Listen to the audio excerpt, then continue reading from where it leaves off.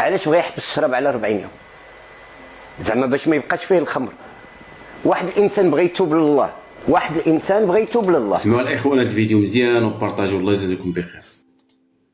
ملي بغى يتوب لله تاب لله، نقولوا له ما دير حتى حاجه، ما تصلي، ما تصوم، ما دير حتى حاجه تكمل 40 يوم.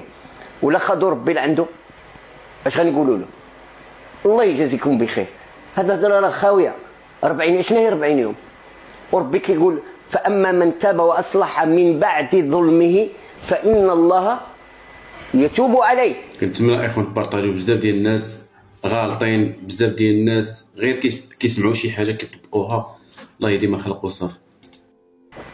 وربي قال واني لغفار لمن تاب وامن وعمل صالحا ثم اهتدى. اذا تاب لله ورجع لله، ولا بغى غير 40 يوم، وملي يفوت رمضان يعاود يرجع. الله يرضي عليكم. هذه المسائل راه لا اساس لها من الصحه ديال 40 يوم. اش من 40 يوم؟ توب الى الله، رجع لربي. ما كاين لا 40 لا 60 لا 90 لا 710.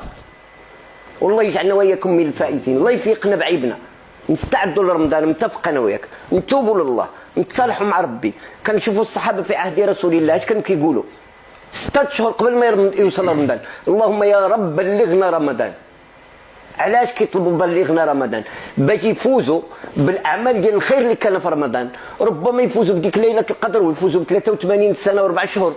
ملي قال ربي ليله القدر خير من 1000 شهر. والله يبلغنا رمضان وحنا بصحه وبعافيه وتيبين الله، ونرجو منه المغفره والهناء والرخاء. اما قضيه 40 يوم ولا 90 يوم لا اساس لها من الصحه، ما كاينش لا 40. علاش تبت لله صافي، تبت لله.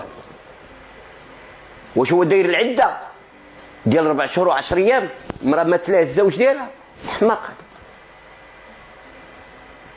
والله تعالى اعلى واعلم.